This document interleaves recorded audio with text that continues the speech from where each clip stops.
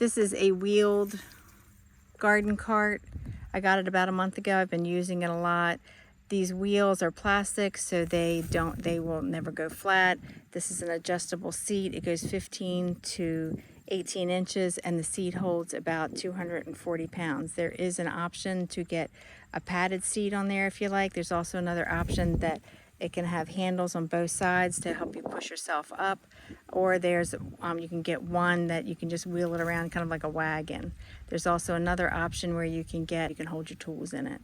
So this swings, goes all the way around, so when you're in the garden you can swing around. You can go to one row to the next row.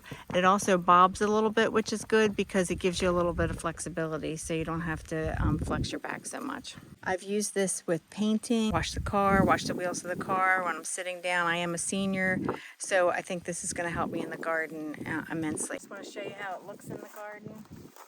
You can turn all the way around, and you can really get down and work in the garden.